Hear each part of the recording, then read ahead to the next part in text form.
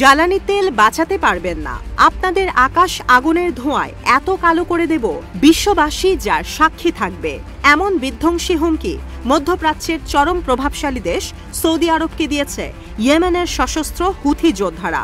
হুথিদের ওপর যুক্তরাষ্ট্র যেই হামলা চালাচ্ছে তাতে ঘুণাক্ষরে রিয়াদকে যুক্ত না হতে কড়া হুঁশিয়ারি দিয়েছে হুথিরা।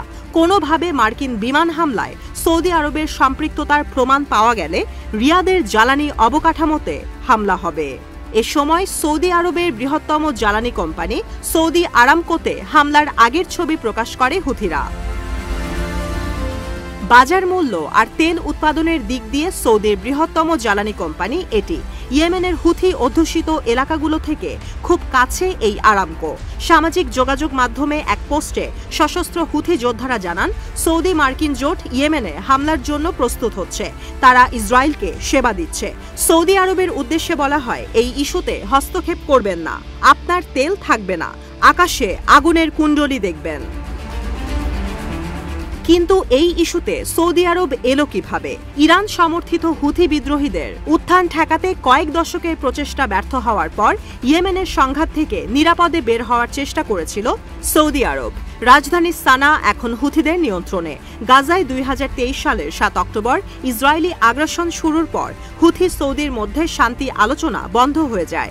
লোহিত সাগরে সাম্প্রতিক সময় মার্কিন সামরিক বাহিনী আর হুথি যোদ্ধাদের সংঘাত চিন্তার কারণ হয়ে দাঁড়িয়েছে সৌদি আরবের জন্য। কয়েক দশক ধরে হুথিদের নিয়ন্ত্রণে ব্যর্থ হয়েছে সৌদি সরকার। এদিকে ইসরায়েলে ছুটতে গিয়ে হুথিদের ড্রোন মাঝপথে পড়ে যাচ্ছে সৌদি আরবে। সম্প্রতি দেশের জ্বালানি খাত সুরক্ষিত রাখা হয়ে পড়েছে সৌদি আরবের জন্য বড় মাথা ব্যথার কারণ এই অঞ্চলে হুথিদের আধিপত্য কমাতে সৌদি সরকারকে হাত মেলাতে হতে পারে মার্কিন সামরিক বাহিনীর সঙ্গে। অন্যদিকে ইয়েমেনের হুথি বিদ্রোহীরা হামাস সহ গাজার সাধারণ মানুষদের প্রতি সংহতি জানিয়ে লোহিত সাগরে মার্কিন রণতরীতে হামলা করছে। সেক্ষেত্রে যুক্তরাষ্ট্রকে কোনো ধরনের সমর্থন করলে পরোক্ষভাবে ইসরায়েলকেই সমর্থন করা হয়। এই দোটানায় পড়েছে সৌদি আরব। 2015 সালে হুথিদের বিরুদ্ধে যৌথ অভিযানে মূল দেশ ছিল সৌদি আরব। যুক্ত ছিল সংযুক্ত আরব আমিরাত, মিশর, মরক্কো, জর্ডান ও সুদান। কয়েকটি স্থল অভিযানে অংশ নেয় কুয়েত, কাতার ও বাহরাইন। সহযোগিতা করে যুক্তরাষ্ট্র, যুক্তরাজ্য আর ফ্রান্স। কিন্তু সেই প্রচেষ্টা ব্যর্থ হয়। সেই থেকে ইরান সমর্থিত হুথি বিদ্রোহীরা নতুন উদ্যমে এগিয়ে যায়। সৌদি আরবের জন্য ভৌগোলিক অবস্থান হয়ে গেছে বোঝার মতো।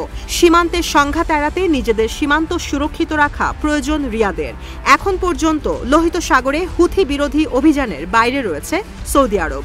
কিন্তু ইয়েমেনের হুথি বিদ্রোহীদের শঙ্কা, দ্রুতই যুক্তরাষ্ট্রকে সহযোগিতা করবে তারা, যা হলে রিয়াদকে ভয়াবহ পরিণতি ভোগ করতে হবে বলে জানিয়েছে হুথিরা।